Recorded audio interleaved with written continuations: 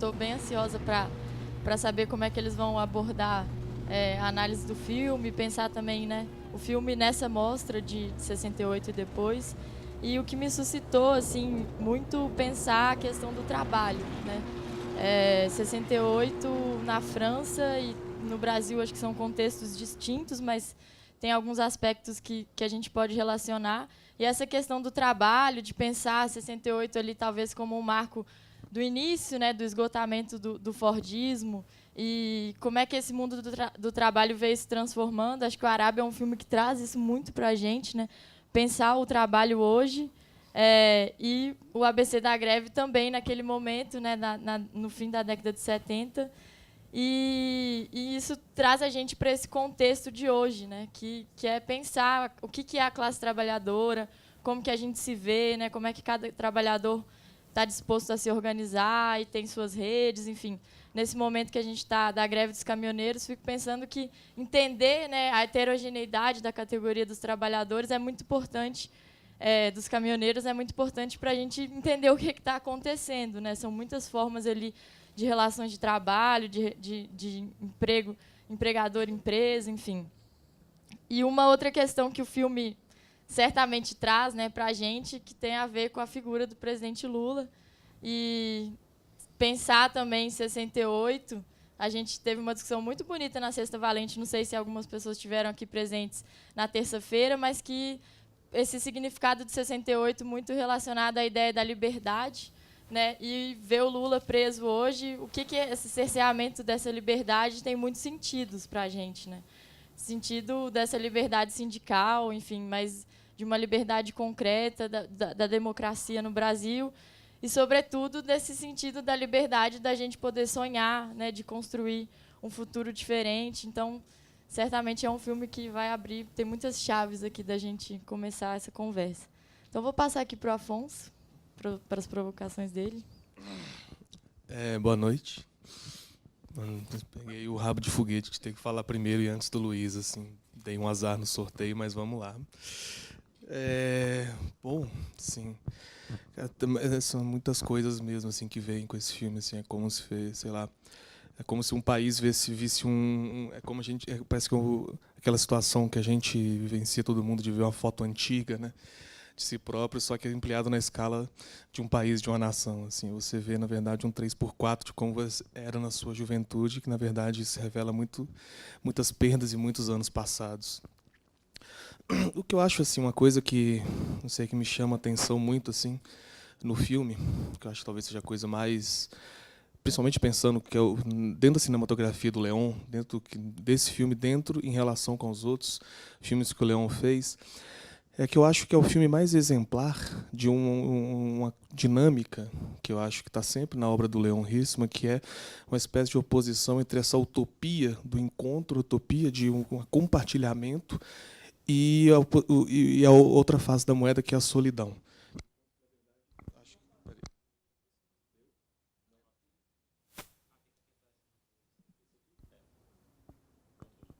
Voltou?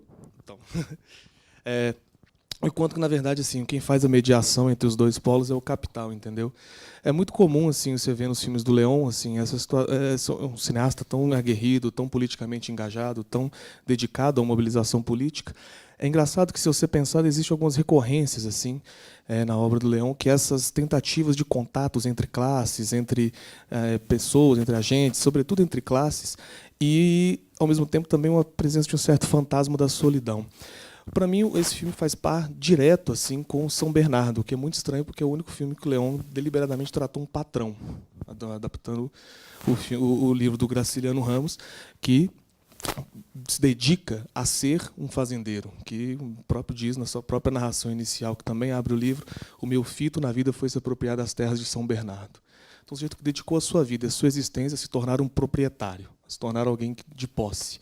E esse filme é um filme sobre os trabalhadores. O filme é aqueles que são empregados dos homens que detêm as posses, entendeu? E eu acho interessante porque o São Bernardo é, para mim, o oposto polo disso, que ele termina com um off. Isso é muito bonito, que tudo bem que é tudo o texto do Graciliano, mas é muito interessante no São Bernardo ver o que o Leão escolhe para colocar no filme. Ele não pega todos os textos do filme. E tem um off no filme que, na parte final, em que o Paulo Honório fala: eu nem sempre fui um sujeito cruel e egoísta. A profissão que me deu essas qualidades ruins. Ao contrário, existe o outro polo da obra do Leon Hirschman, ao qual eu acho que tem tudo a ver com o ABC da Greve, que começa no Pedreira de São Diogo, que é um episódio que ele faz do 5 vezes Favela, que é um grupo de operários de uma pedreira, que recebe a missão de implodir um barranco, e esse barranco, em cima dele tem uma favela.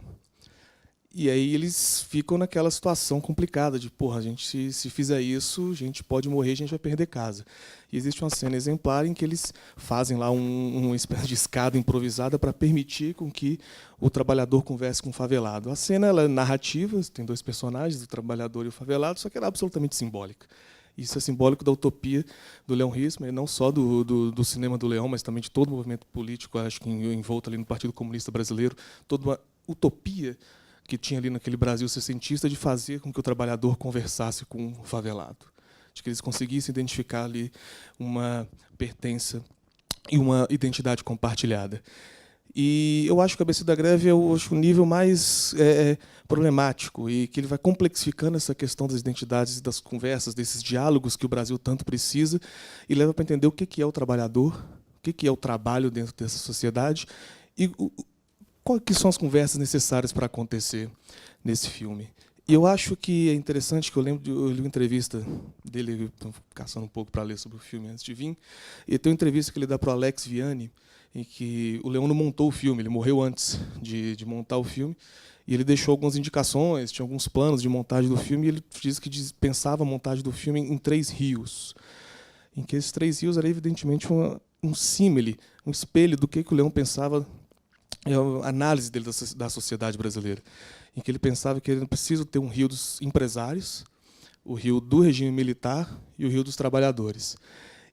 Dessa divisão tripartite era básica. Depois ele pensava em subdividir mais esses blocos para entender o que cada um dessas linhas tinha de particular, de complexo dentro delas mesmas.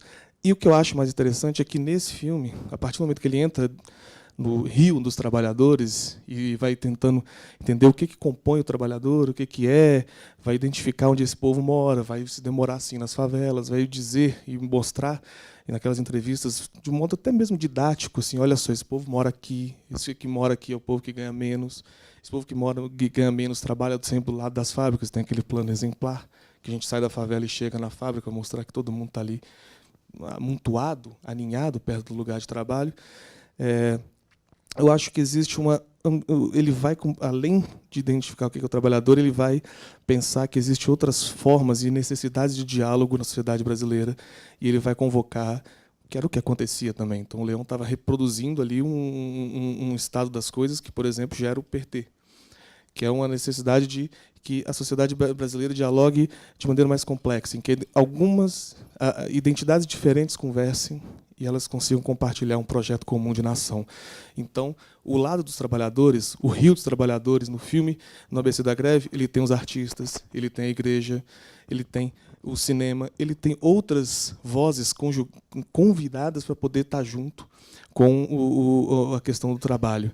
E eu acho que isso, principalmente pensando que ele estava, nessa época, preparando o ABC da Greve, Eles Não Usam Black Tie, e pensou e sentiu, naquele momento, que era mais importante para ele menos estudar dramaturgicamente o texto de João Francisco Guarnieri e ver os trabalhadores lutando de verdade em loco no ABC, que você vê que existe essa linha da obra do Leon Hirschman, que ele vai progressivamente complexificando e dando mais nuances a essa espécie de utopia política que está sempre na obra dele, desde o Pedreira de São Diogo, que é a necessidade de que as classes e diferentes identidades no Brasil conversem e consigam identificar e achar um espaço em comum de convivência. E eu acho que isso é fundamental porque a gente consegue perceber isso mais claro no filme que ele filmou, O Patrão. E o Patrão, com esse estado de solidão absoluta, em que a profissão roubou tudo dele, roubou inclusive a própria pertença. Eu acho que isso a gente consegue ver em toda a obra do Leon Hirschman. Eu acho que aqui no filme que a união, o diálogo, a pertença é mais forte. Eu consigo entender o quanto que o Leon Às vezes os filmes dele são assombrados por esse fantasma da solidão, e isso tem um pouco no final. E essa virada do filme, na narração, na própria figura do Lula puxando para frente, dizendo assim, isso aqui não é uma derrota.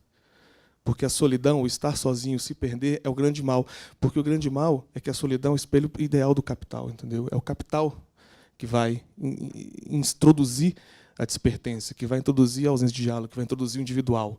Esse é o maior problema do capital, e eu acho que isso eu consigo perceber no Leon Hirschman. Assim, em resumo, eu sinto para ele, principalmente nesses momentos em que, nos finais do filme dele, existe essa oposição entre essa solidão e o espaço de diálogo, de pertença, algo a ser compartilhado, é de que o preço maior que o capital cobra é na alma.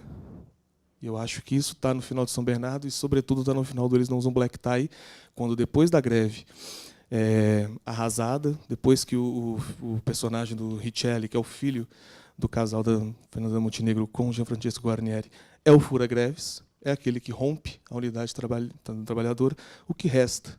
Qual que é a única saída possível quando seu amigo foi assassinado pela polícia e quando seu filho se tornou um fura-greves porque ele precisa comprar um carro novo?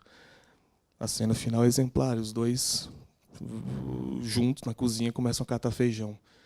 É alguma coisa que se pode fazer junto para que a vida continue, é alguma coisa que se pode compartilhar, algum gesto, algum diálogo, algo que consiga contrapor essa tendência absurda e essa tendência inexorável do capital, que é nos deixar cada vez mais sozinhos, cada vez mais isolados, sem entender que temos algo a compartilhar e que temos algo que pode ser buscado só em comum.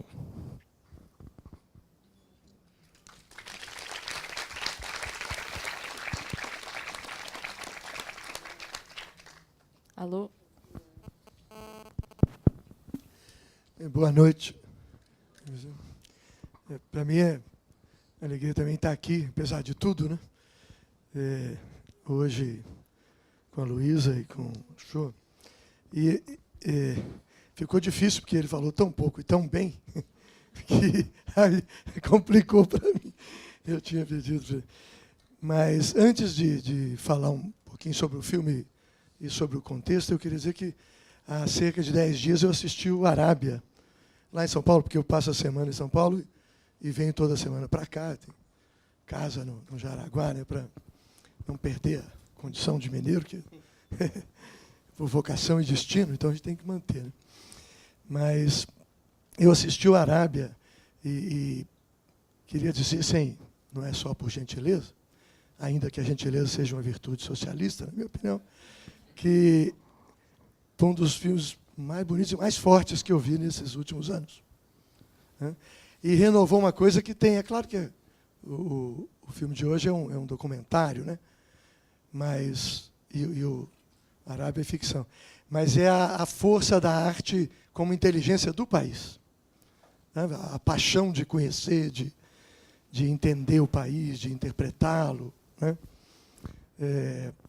Tem certas coisas, eu sou dessa opinião, embora seja mais ligado com as coisas de literatura, tem certas coisas que o discurso racional, analítico, acadêmico não alcança.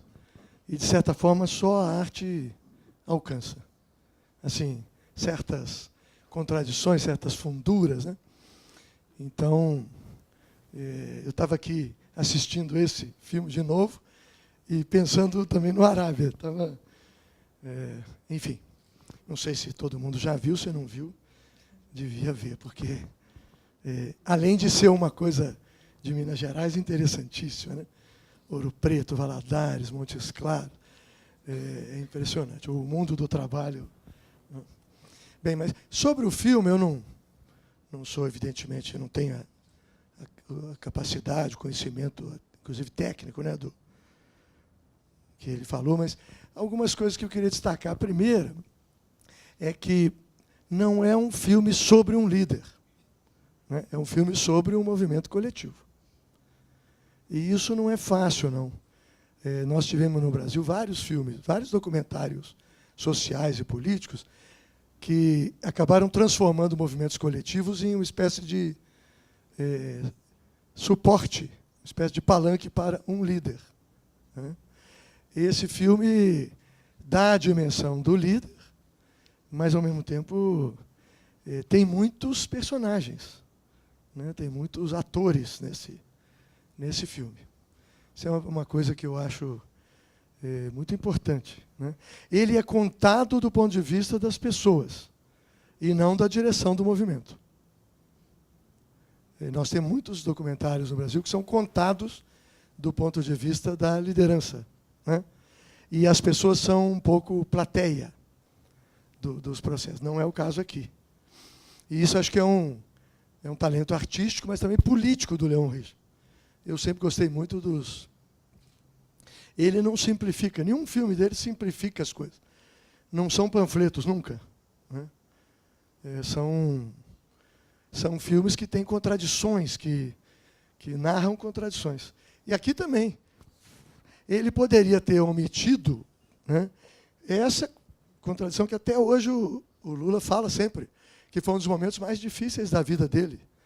Se propunha voltar a trabalhar naquele momento ou não, dar o que foi chamado de trégua ou não, né? Porque quem já participou de greve, aqui deve ter muita gente, se não todo mundo que já participou. É facílimo começar uma greve e dificílimo encerrar. Uma das coisas mais difíceis que eu já vi na minha vida é concluir bem, né, uma greve.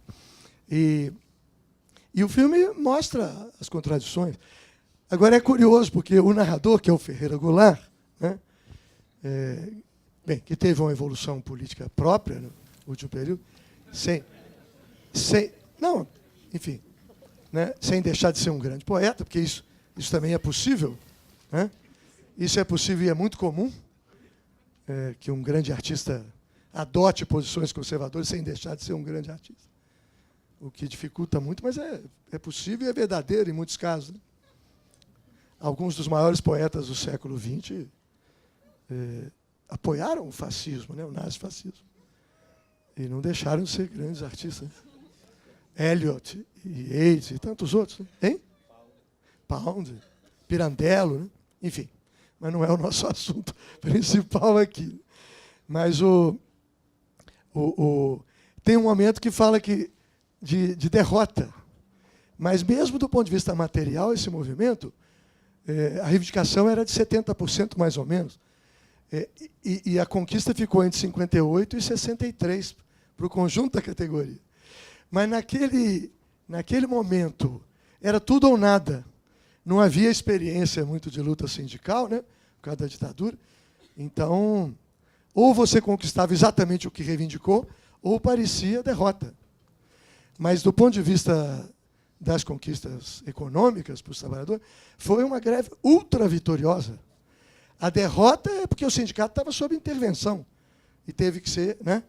O acordo não incluía a imediata retomada da diretoria e tal. Mas é engraçado, porque mesmo com essas conquistas todas, o próprio Lula fala que o acordo era ruim, era péssimo, né? Mas não era. É porque, se naqueles primeiros anos ali, final da ditadura, início da redemocratização, se não se conquistava exatamente o que tinha sido reivindicado, ficava parecendo que tinha sido uma derrota, né? Bem, uma observação sobre o filme é essa. A outra, eu acho que é assim, a capacidade que eu, pelo menos, acho muito bonito. O filme tem tempos muito dinâmicos e tempos muito, muito lentos, né? Assim, e isso dá uma riqueza, pelo menos eu sinto como uma riqueza artística, um impacto em quem está assistindo, muito forte. E outra coisa é essa, que já comentou, né, essa diversidade. Eu mesmo, que fui a São Bernardo muitas vezes, e fui, inclusive, no ano seguinte, já como por causa do movimento de professores aqui, que o pessoal me convidou para ir lá, participei de uma assembleia na Vila Euclides, e o Lula falou o seguinte, que o movimento de São Bernardo estava tendo um vastíssimo apoio no Brasil inteiro, que até os professores de Minas. Então, eu era ali uma espécie de símbolo da coisa mais atrasada que poderia haver no país, né? O professorado de Minas Gerais. Mas, enfim. Mas as favelas. Essa não é a imagem de São Bernardo. Vários filmes foram feitos sobre São Bernardo. e não mostravam esse outro lado, digamos assim. Mostravam a classe trabalhadora, mas não mostravam a marginalidade social, urbana, né? Eu tenho a impressão que é o único filme que eu já vi sobre São Bernardo que mostra essa dimensão. Os outros ficavam muito no conflito classe operária, empresariado industrial e tal, né? Depois, uma coisa que é muito... A última coisa que eu queria falar sobre o filme é a capacidade do Leon Richter de mostrar o rosto das pessoas, né? É um negócio assim... E não só dos líderes, de novo. Aliás, os líderes estão muito misturados. Tem aquele que levanta o braço é o Djalma Bon, de quem eu fui, aliás, mineiro de Medina, e emigrado, né, para o ABC. Djalma foi deputado junto conosco, foi o meu líder na primeira bancada do PT. E ele está ali misturado com os outros. A imagem, né, vai mostrando todo mundo assim, né? As mulheres falando na fábrica, né? Eu estava comentando com a Luísa aqui no filme que naquela época não se falava companheiros e companheiras. O plural masculino abrangia o conjunto, né? E não gerava problema nenhum, aparentemente, pelo menos. Não havia ainda a reivindicação pública, né? Hoje a pessoa corre sério risco, corretamente, aliás, se não trabalhar essa dupla dimensão, né? Bem, isso sobre... Agora, tem alguns aspectos que talvez o pessoal mais novo aqui não lembre. O bispo que está celebrando a missa ali é o Dom Cláudio Umes, que era bispo de São Bernardo, que depois foi cardeal de São Paulo, e foi a pessoa que propôs ao Papa Francisco que se chamasse Francisco. Porque o Dom Cláudio é franciscano, e trabalhou, ele era uma espécie de ministro do Papa anterior, da congregação dos padres, e ele estava em Roma como cardeal, e foi um dos articuladores da campanha do Papa Francisco, né? E quando o novo Papa apareceu na capela, como é que chama? Não sei como é que chama aquela... Enfim, lá em Roma, na praça, assim, quem estava do lado dele era o Dom Cláudio Umes, que é esse... E é curioso porque o Dom Cláudio nunca foi um homem de esquerda.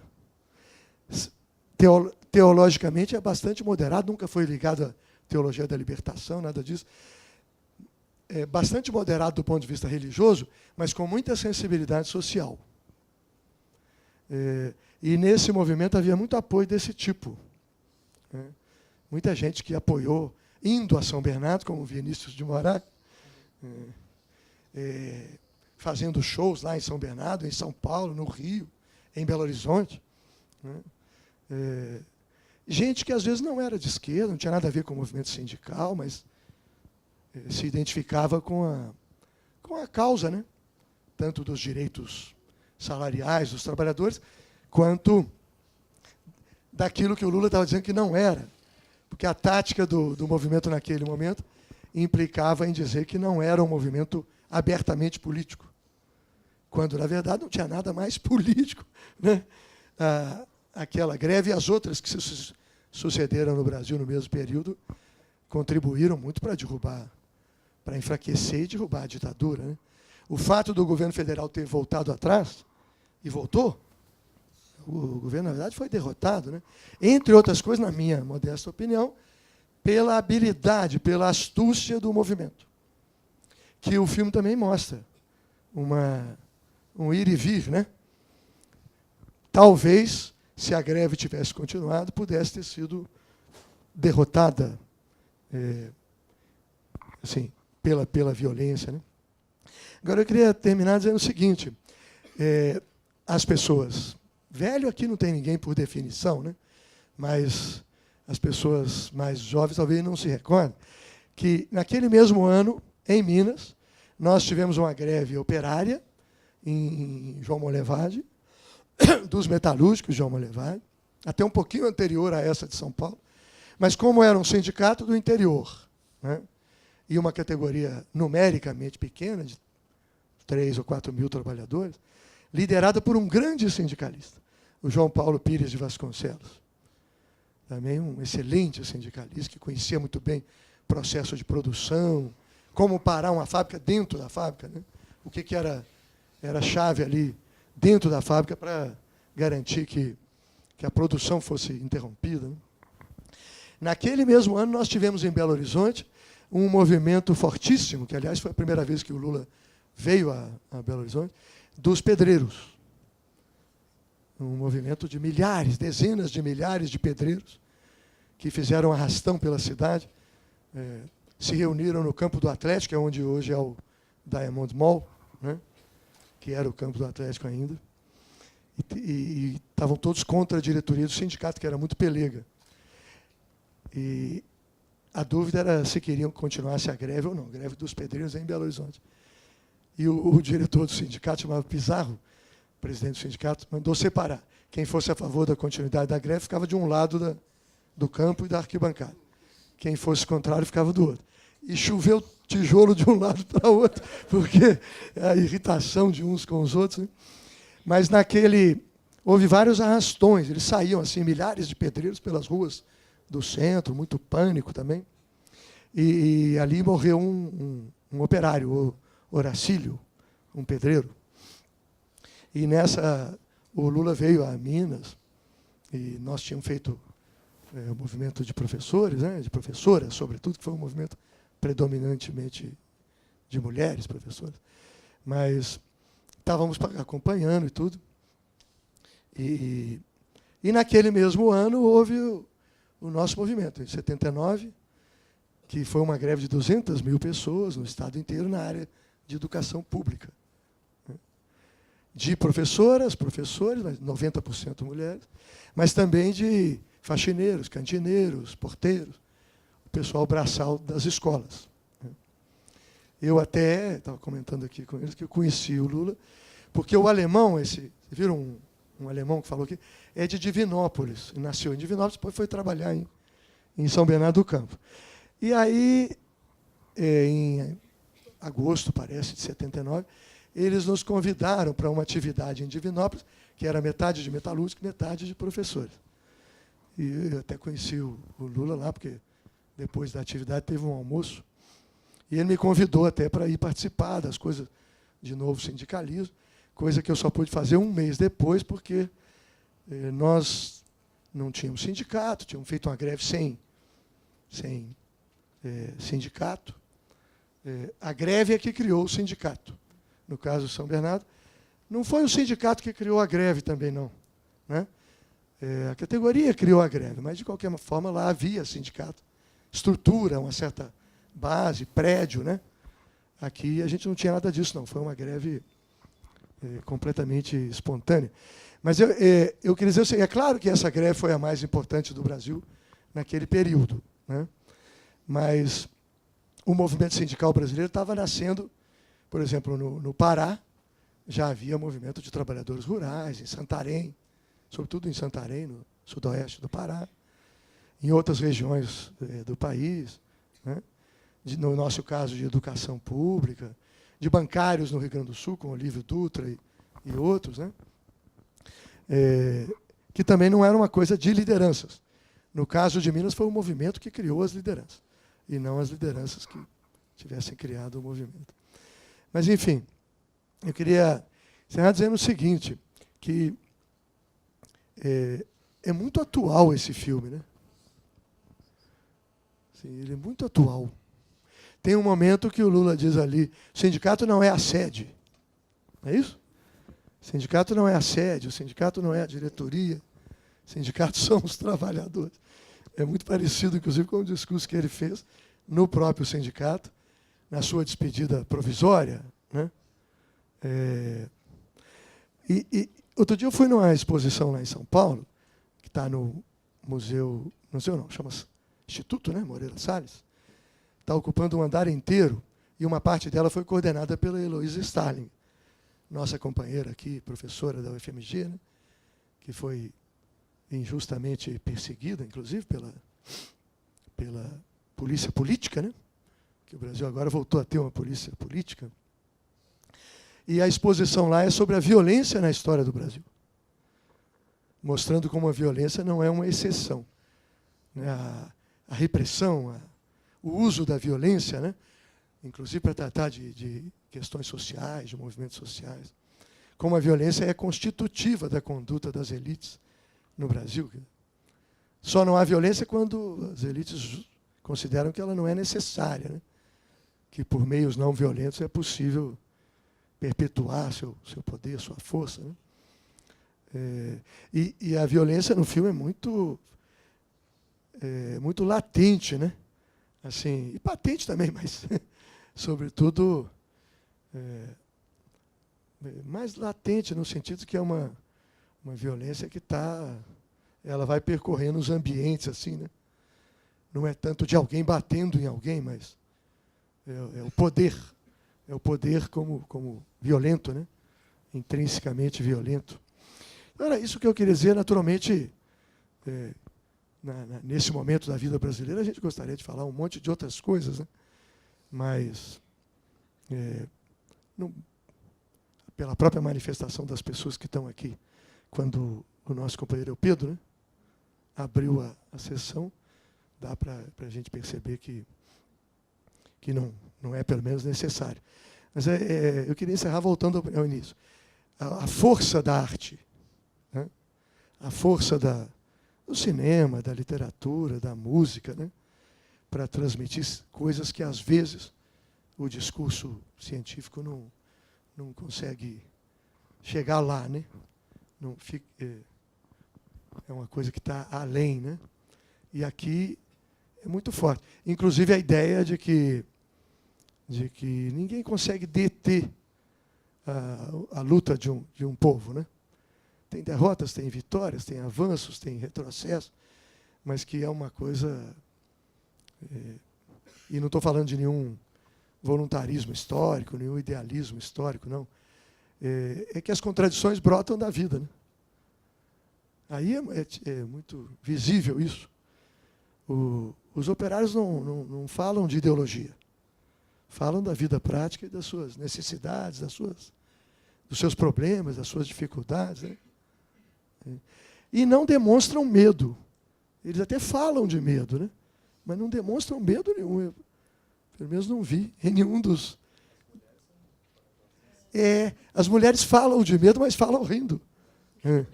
É muito interessante. Bem, obrigado.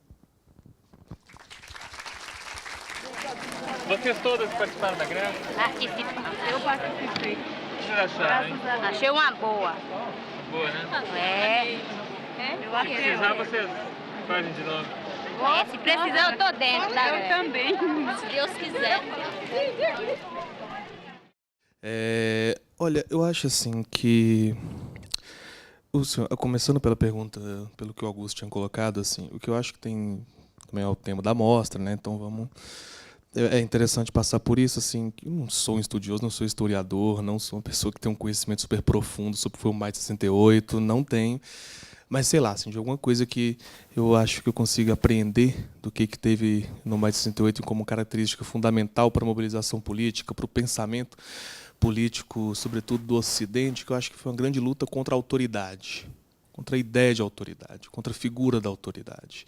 Então, essa espécie de configuração horizontal da mobilização, ela tem muito a ver com isso, entendeu?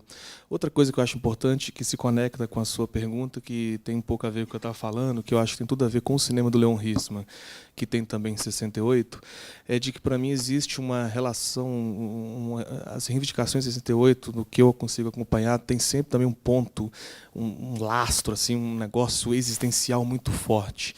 Eu sempre saio com a impressão de que, quando eu começo a sacar o que é mais de 68, vou vendo também como é que isso foi para a arte, como é que, o que saiu daquilo ali, eu sempre saio com a impressão de que era uma espécie de acordo geral da sociedade, que só existe uma vida justa com um mundo justo. Eu acho que isso é importante, de entender que essas duas dimensões elas estão conectadas, assim, a dimensão do que é a vida, as questões materiais, o trabalho, o que a gente faz no nosso dia a dia, o que faz as pessoas fazerem, saírem de casa e continuarem existindo, e pensar que isso tem uma dimensão de existência muito forte, e que essa dimensão, às vezes, é cada vez mais apagada. Então, acho assim que... eu não tenho capacidade de pensar em termos políticos do que seria esse descentramento essa atomização, né, essa não horizontalidade, por exemplo, ali, contra a autoridade de 68, o que isso traz para hoje? Assim, porque eu vejo que a gente está numa encruzilhada política mesmo, e acho que essa luta contra a autoridade ela continua. O estado endêmico da política mundial hoje é tentar entender quais são as vozes autorizadas a guiarem outras vozes, quais são as vozes autorizadas a falarem, onde está o poder e quem que pode exercê-lo, entendeu? Acho que esse é um grande questionamento de esquerda no mundo hoje.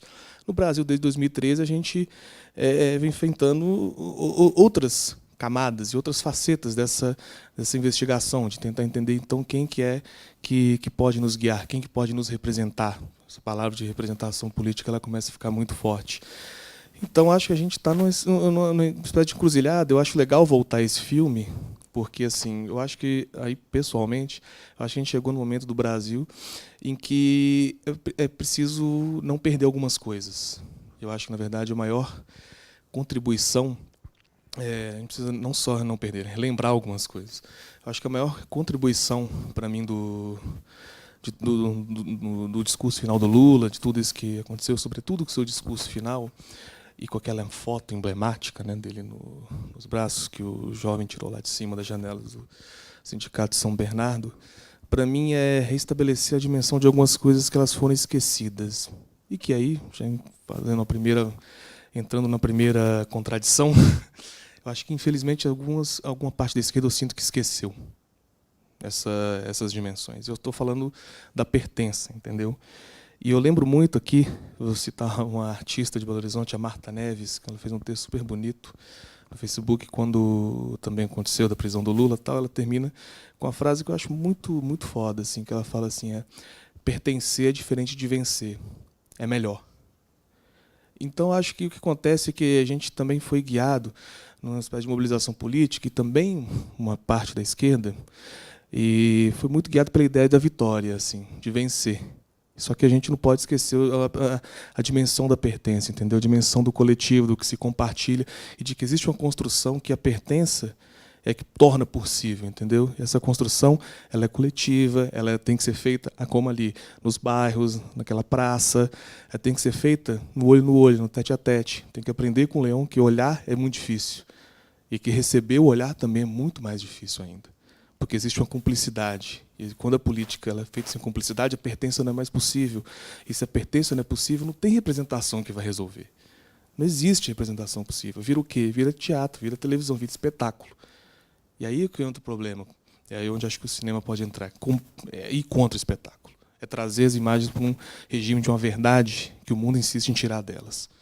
Mas tudo isso para dizer que eu acho que assim, o que 68 e toda essa espécie de luta contra a autoridade nos ensina é que a gente tem que, principalmente para a esquerda, que é guiada pela luta universal da igualdade, entendeu? Para a construção da igualdade, é de entender que tem que, o tempo todo, oscilar entre esses dois polos. O polo de que existe, sim, o perigo de que uma centralidade possa conduzir uma autoridade, só que, para mim, ao mesmo tempo, tem que ser estratégico. E eu acho muito emblemático quando o Lula sobe ali no Paço e chega e fala assim, olha só, vamos escolher quem vai falar, porque muita gente também falando, cada um vai ficar com a cabeça muito confusa, entendeu? Então tem um lado estratégico também da operação política, que ela envolve certas concentrações, que ela envolve certas personalizações, e que eu acho que a gente está no momento de questionar muito isso, e a gente acaba com esse questionamento esquecendo que isso também pode ser importante. Então, assim,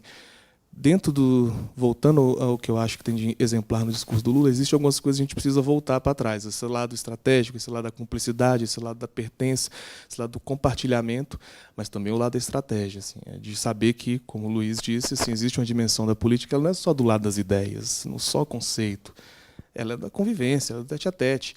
E esse filme é exemplar porque ele começa com um monte de gente dividindo ali, fazendo um trabalho de mutirão para compartilhar mantimento, entendeu? Assim, a luta, não estamos falando de greve, nós estamos falando de uma mão lavar a outra aqui, ó, porque é assim que a coisa vai. E só assim que a coisa pode ir, entendeu? Bom, só pensar um pouco mais sobre essa coisa das contradições, que aí vira a pessoa do cinema da mesa. Eu acho que tem uma coisa que é muito fantástica no Leão, assim, que tem a ver com o princípio próprio do filme, né? É que você vê que é um filme que tem uma espécie de inimigo oculto assim o tempo todo, que é a imagem da televisão, a forma da imagem da televisão. Tanto é que você vê que existe uma diferença brutal de forma cinematográfica, da liberdade da câmera, que é quando filma trabalhador e quando filma patrão. E o patrão, aquele mesmo enquadramento de televisão, aquela coisa rígida, aquela coisa careta, aquela imagem assim tão morta quanto quem está falando. Assim. Porque os patrões também são de uma ausência de vitalidade absurda. Assim. Eles não têm nem aquela coisa, que é aquela vitalidade maquiavélica do ministro do Trabalho, que aquilo é um vilão de novela. Né? Assim, é impressionante como é que o sujeito fala aquelas coisas e com cinismo absurdo. Tinha preparo atlético para mais, com falas até de novela mexicana. Um negócio absurdo. E isso é interessante porque você vê que tem um princípio político ali muito forte, assim, e que você vê, e depois, lendo algumas entrevistas do Leon, você vê que era uma base mesmo do trabalho, que era de fazer assim, cara, o que pode o cinema nesse momento do Brasil? Qual que é a contribuição, não só estética, social que o cinema pode dar? O cinema pode fazer com que algumas realidades que não podem ser mostradas e que não são necessariamente mostradas pela imprensa sejam vistas. Isso é uma questão de objeto, de mostrar as coisas que não são mostradas, como, por exemplo, aquela invasão da polícia na casa do pessoal, caçando gente que estava escondida, que é uma violência absurda, as próprias favelas, tal, e também mudar a forma, né? Não filmar da mesma maneira com que a televisão filma as coisas, entende?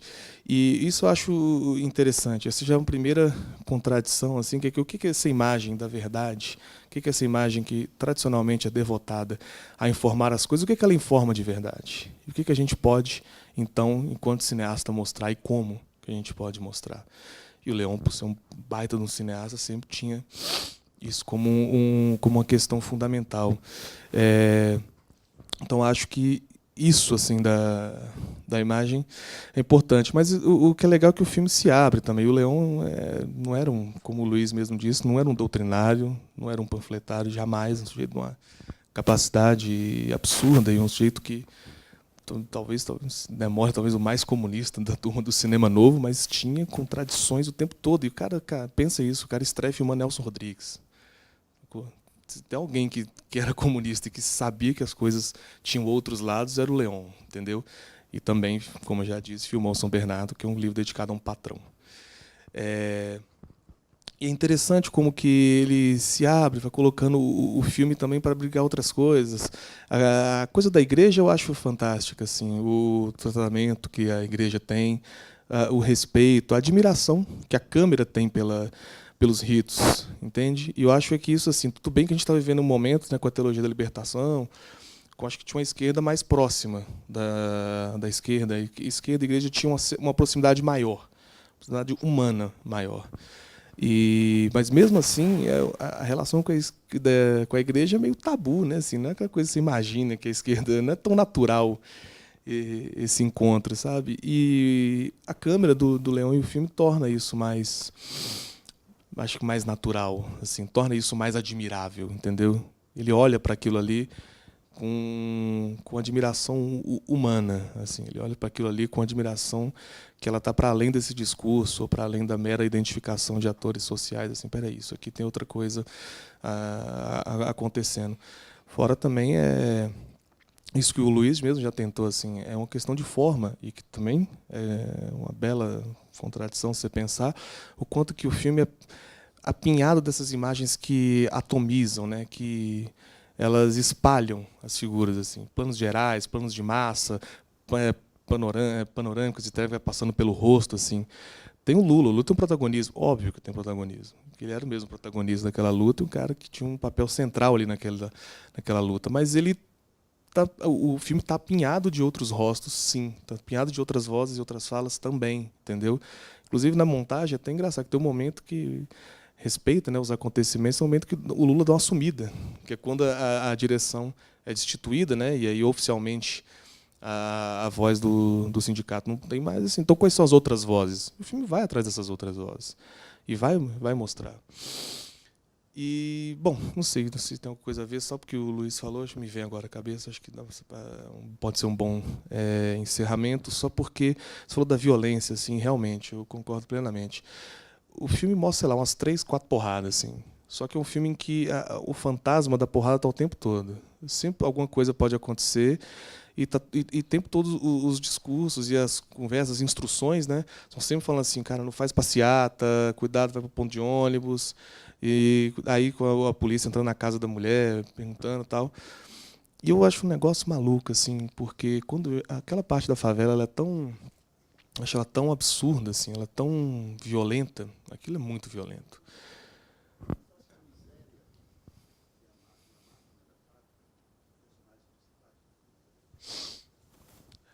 Bom, principais eu não sei, assim, mas olha, eu acho que são figuras muito importantes, assim. Eu acho que o que acontece quando é que assim, a fábrica é uma prisão, né? É um negócio bizarro, assim. Aquela entrevista com as mulheres, para mim, parece aquelas entrevistas no Carandiru, assim. Eu não sinto isso de liberdade nenhuma, assim. Eu acho um negócio absolutamente opressor. A imagem mais para mim emblemática do que é ser trabalhando naquela fábrica é aquele sujeito que tem que ficar desviando para não ser esmagado pela fábrica, pela máquina.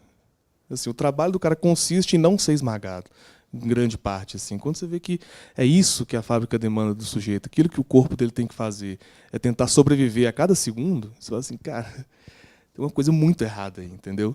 Eu acho que assim, o que une as duas instâncias é você ver corpos e vidas absolutamente subalternas ao trabalho e ao poder que o trabalho exerce, entendeu? Eu lembrei, porque a violência ela tem tudo a ver com a imagem. E você vê que é um negócio absurdo. A palavra lei aparece uns 550 vezes. Assim. Eu acho que o grande personagem do filme, na verdade, é a lei. Esse é o grande fantasma do filme, é a lei. Isso que eu acho que tem a ver com o que o Luiz falou no começo. Assim, o filme atual, o filme eterno. Parece que é o mesmo fantasma do Brasil eternamente. A lei usada como discurso para a opressão. A polícia como braço armado da execução da lei para garantir o estado de opressão permanente. É sempre isso. Tristemente, isso é o Brasil. E aí o que acontece quando você vê a televisão e a imprensa, a imagem da televisão e a imagem da imprensa são braços armados da violência do poder. São mais um dos elementos com que o poder se exerce, com que a violência se perpetua.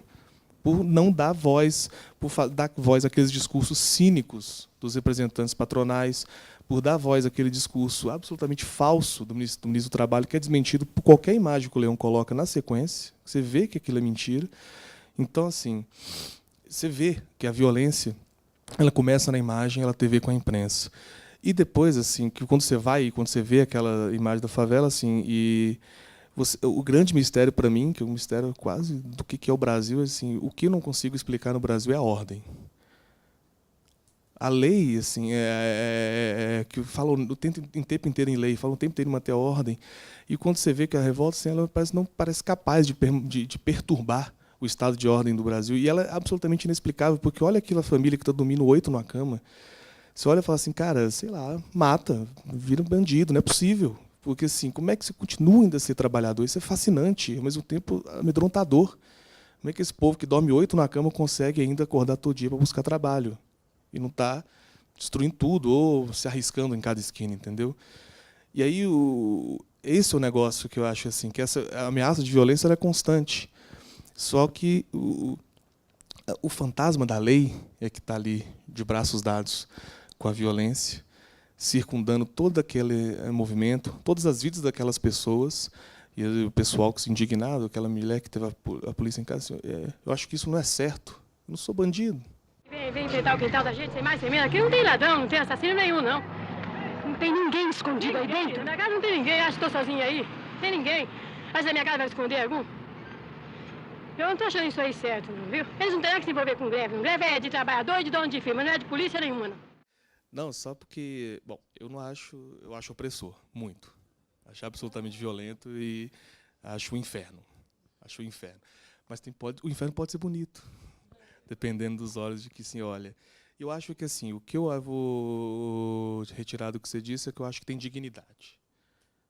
Eu acho isso também bonito e que vai com que de encontro direto com o que o Luiz disse, assim, que é essa troca de olhares do Leon e dos trabalhadores, e essa capacidade de olhar e também de ser olhado. Assim. Acho que tem tanta dignidade que o que eu acho do caramba é que os caras não são coitados em nenhum momento.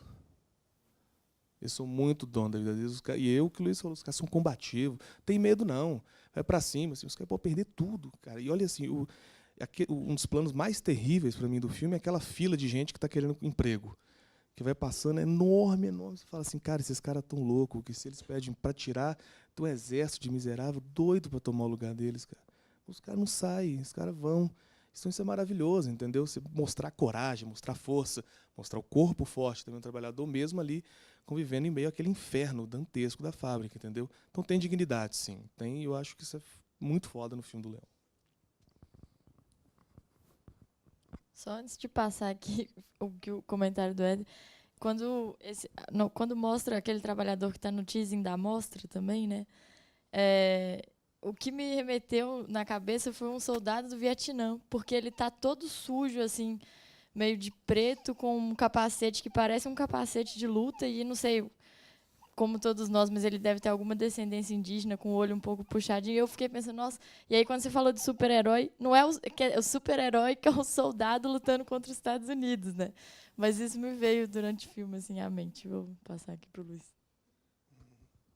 Bem, sem cansar vocês, mas primeiro deve ter sido debatido, né, ao longo da mostra e nas outras mesas, o significado de 68 no Brasil, em plena ditadura. 68 foi o ano do AI-5, né? A ditadura estava se consolidando do ponto de vista enquanto ditadura. É um pouco diferente do contexto francês, por exemplo, né? A não ser que se considere no sentido bem lato de ditadura de classe, que o capitalismo, a sociedade burguesa, etc. Mas, né? Depois lá tinha uma influência, muitos líderes e pessoas do anarquismo, uma saudável, na minha opinião, saudável influência anarquista, da imaginação no poder, do questionamento de qualquer poder, né?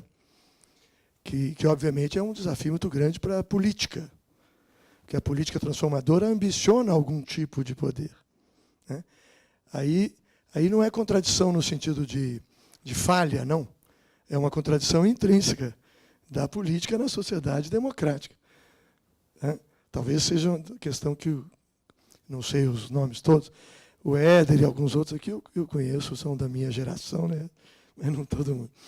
Então, lá tinha, por exemplo, a influência do surrealismo no maio de 68 francês é muito forte. Quase todas as palavras de ordem foram aproveitadas da poesia surrealista. O André Breton era a principal referência. O nosso caso é um pouco diferente, né? Porque nós, enfim, morte de Edson Luiz, calabouço no Rio de Janeiro, manifestação dos 100 mil, era uma ditadura militar muito forte e que estava se tornando uma ditadura plena, né? No pior sentido da expressão. Agora, eu queria ressaltar um aspecto que eu acho o seguinte.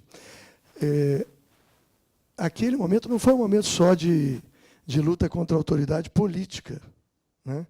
No Brasil, nós estávamos começando com a luta armada, com a guerrilha, mas também estávamos começando com a contracultura. Todas as duas coisas de vocação libertária, né? Eu, inclusive, que morava em Juiz de Fora nessa época, estava estudando curso clássico, com mais simpatia pela contracultura, né? Porque a luta armada colocava determinado tipo de questão, mais a questão, né, dos interesses das classes populares, do poder político e tal. Mas a questão mais do poder, né? E a contracultura era fortemente libertária na questão do corpo, né, da sexualidade, das drogas, uma série de questões que estão voltando agora, da espiritualidade. Espiritualidade laica, não estou falando da religiosidade formal, não. Da questão espiritual do ser humano, né? Então, tinha uma série eram dimensões libertárias diferentes. No caso brasileiro, norte-americano também, eu não sei avaliar na questão francesa. Eu queria comentar uma coisa que esse filme mostra bem e que é muito importante, que, na minha opinião, pelo menos, vale só o que vale, é uma opinião pessoal, né, que a sociedade brasileira precisa refletir. É que, na sociedade democrática, o poder é sempre contraditório. Sabe? Ele não tem como não ser contraditório. Então, não é uma contradição só da esquerda, ou de uma esquerda que chega ao governo. Né? Eu, por exemplo, mas sou amigo, conhecido do Freixo, que foi candidato a prefeito do Rio de Janeiro. Né? E tive uma conversa com ele, se iam fazer aliança ou não no segundo turno da eleição para prefeito do Rio de Janeiro.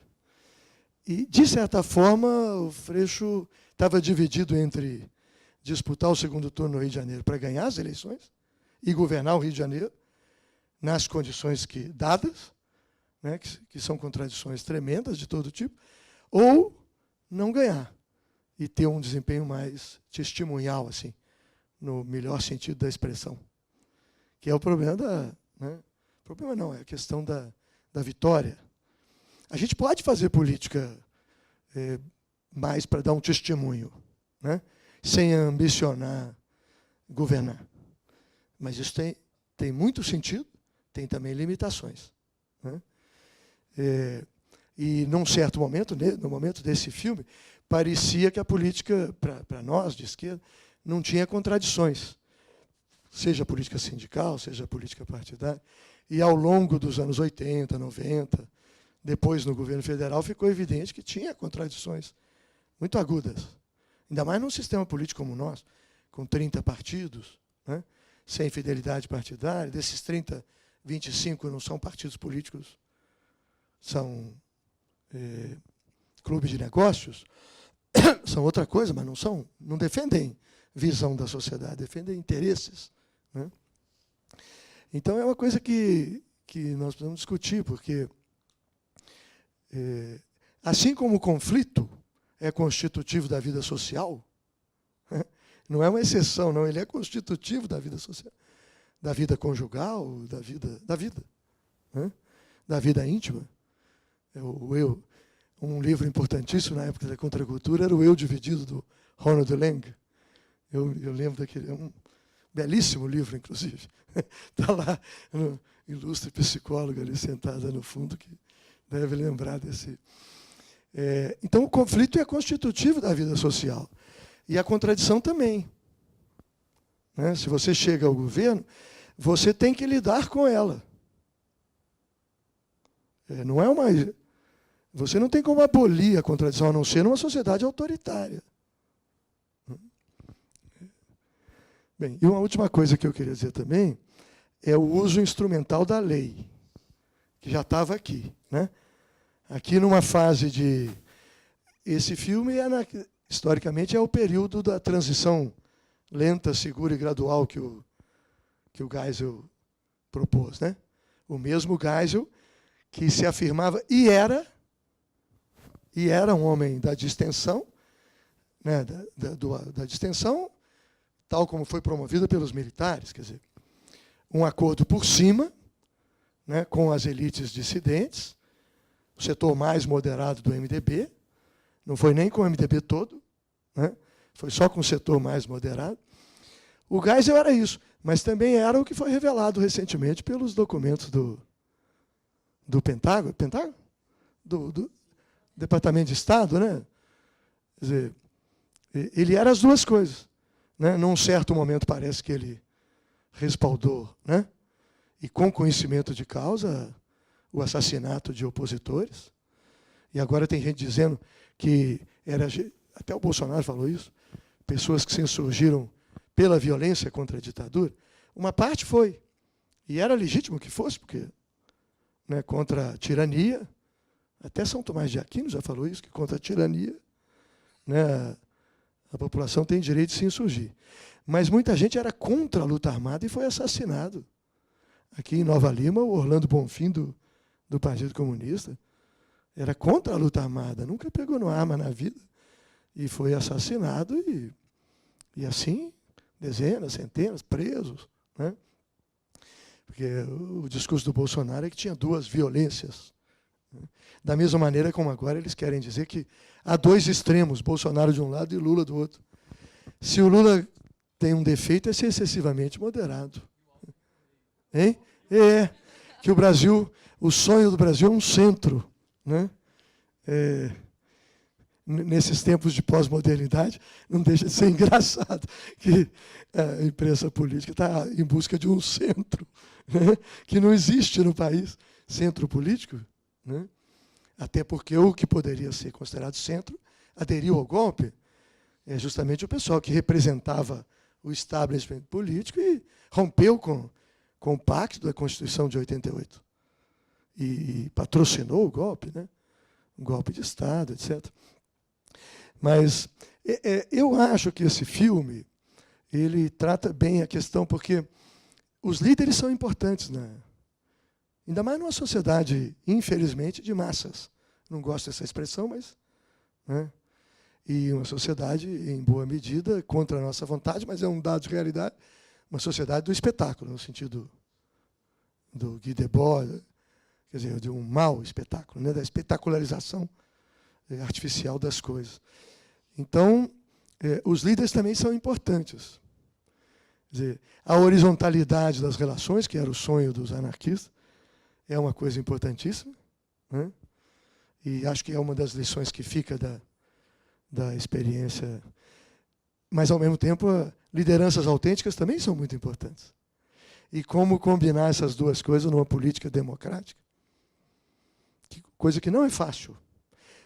Eu, fui ministro 8 anos, né, trabalhei com o Lula, e via as tentações cotidianas, permanentes. O tempo todo a televisão, não só a imprensa, mas a própria condição das coisas, as liturgias do poder, porque o poder também tem as suas liturgias, elas empurram a pessoa não para exercer papel de líder, mas de ser alguém descolado daqueles que busca representar, né?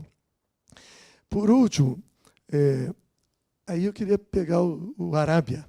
Tá? Tem uma questão clássica que, para mim, sempre foi muito importante. A contracultura dava muita importância a essa questão, com outro vocabulário, mas dá. Que é a questão do sentido do trabalho para a pessoa. Né? E é um conceito que se usava de alienação do trabalho. Né?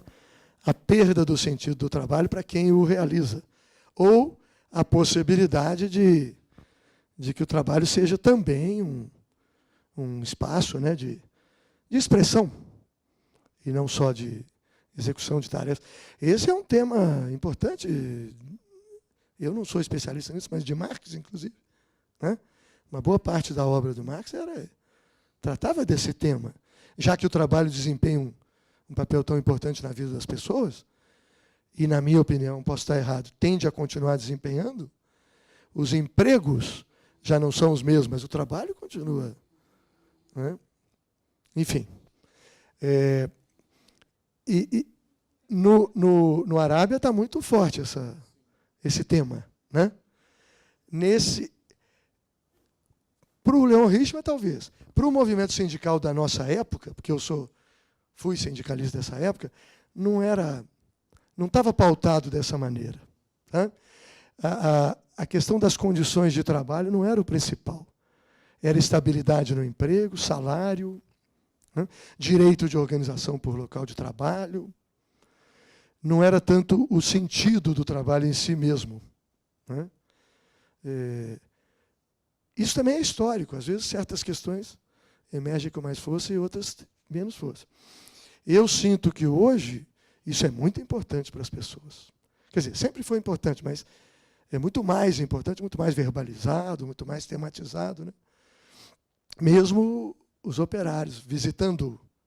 Uma vez nós visitamos uma fábrica aqui da Coteminas, aqui em Montes Claros, que é a de tecnologia mais avançada do setor têxtil na América Latina e no mundo, talvez. Um tipo de fábrica que já é muito pós-fordista, completamente pós-fordista. E conversando com alguns empregados, eles têm, ao mesmo tempo, um orgulho enorme de lidar com a tecnologia de ponta, né? E um sofrimento meio surdo, assim, tá? De uma relação com a máquina que não é uma relação, sei lá, de expressão. Então, essa é uma questão que devia voltar. Sabe por quê? Eu acho que uma das falhas da esquerda no governo, estou falando das nossas falhas, foi que nós fomos capazes de avançar muito na conquista, na luta e na conquista de direitos materiais. A esquerda no governo federal avançou muito na promoção dos direitos das classes populares. Mas não tivemos a mesma competência na disputa de valores na sociedade. Então, nós temos um período da vida brasileira, esses últimos 15 anos, que os direitos foram muito ampliados, muito socializados. Não tudo o que se esperava, mas direitos muito importantes, né? Condição de vida é uma coisa importantíssima. Mas um certo retrocesso do ponto de vista da mentalidade e dos costumes. Questão de sexualidade, questão do conceito de família, do Estado laico. A ofensiva que existe no Brasil contra o Estado laico é um negócio de... se for efetivado, quando foi discutir os planos municipais de educação, em 500 municípios brasileiros, certos setores evangélicos, alguns, né, porque tem outros que são mais democráticos, mais progressistas, as igrejas evangélicas históricas, mas modelos pentecostais de origem norte-americana, lutaram e conseguiram, em 500 municípios, abolir o conceito de diversidade. O conceito. Não é nem a expressão disso em termos de direitos, né? É o conceito, a ideia, né, de diversidade de gênero, diversidade étnica, geracional. Então, essa é uma outra contradição, se é que a gente pode usar essa palavra. Quer dizer, talvez nós tenhamos pecado por um certo economicismo. Né? Fomos muito vigorosos na defesa dos interesses populares, o que é importantíssimo. Mas não tivemos a mesma capacidade na defesa das ideias que estavam por trás do projeto de emancipação social, que é uma disputa chave hoje, né, de valores democráticos. Tem uma parcela da sociedade brasileira que foi ganha, não só pelos valores autoritários, mas pelos valores do neoliberalismo, que são individualismo, consumismo, relação predatória com a natureza, né, relação predatória com a própria natureza humana, com o próprio ser, né, o uso instrumental do sexo. O neoliberalismo é isso, a mercantilização do sexo. Né? E talvez a gente tenha cometido no poder político, nesses últimos anos, o mesmo erro que o movimento sindical cometeu naquela época. Uma certa tentação economicista. Né? E eu não estou falando isso como crítica, não. Eu tenho o maior orgulho das conquistas, e acho que todo mundo que participou no governo e fora dele deve ter, pelas enormes conquistas. Né? Minha mãe dizia que acabar com a fome não há nada mais revolucionário no Brasil do que acabar com a fome. Né? Acabar com a fome é uma coisa tremendamente revolucionária. Não é tudo que os revolucionários querem, mas é uma tremenda revolução. Né? Se tinha 40 milhões de pessoas passando fome. Mas tem certas questões que nós não demos a ela prioridade. Talvez, para relançar um projeto da esquerda, a gente deva dar uma prioridade equivalente para a defesa dos interesses populares e dos valores emancipatórios, libertários, etc. As duas coisas acho que precisam andar juntas para que haja uma sustentação na sociedade de um projeto de poder transformador. Porque, senão, na primeira crise econômica, que ameaça tomar uma parte das conquistas materiais, você acaba tendo um certo retrocesso de valores, né? Ou, pelo menos, os valores não estão muito casados com as conquistas materiais. Mas, por último, acho que as pessoas também estão cansadas aqui, né? Eu senti, tinha muito tempo que eu não vi esse filme. Né? Eu devo, vamos ver se consigo, porque tem uma fila muito justa de pessoas, mas visitar o Lula em Curitiba aí nos próximos 2 ou 3 semanas. Vou ver se eu levo esse filme para ele assistir de novo. Ele, em geral, não gosta, não. Sabe? Ele é um jeito que gosta mais do futuro do que do passado. Mas seria muito interessante ver como é que ele se defronta, né, com isso. Ah, seria uma beleza. porque ele está lendo muito, ele está estudando muito. Recentemente ele leu a biografia do Vinícius. O Lula é apaixonado pelo Vinícius de Moraes. É um ícone, um dos ícones do Lula é o Vinícius de Moraes. O que mostra que a disputa de ideias e valores tem um certo sentido, né? Porque se tem um sujeito que encarnava valores e ideias sobre a vida, sobre a felicidade, eu não sei se ele era feliz. Minha taxa de ceticismo não me permite, né, ter certeza se as pessoas que encarnam esses valores são necessariamente felizes. Mas que ele encarnava. Não é isso? Poucas pessoas encarnaram tanto quanto ele, né? Então, agora o Lula tem lido biografia do Vinícius, do Garrincha, né, do Noel Rosa. Hein? Você vê que, no fundo, é uma certa inteligência da cultura brasileira que ele está procurando, né?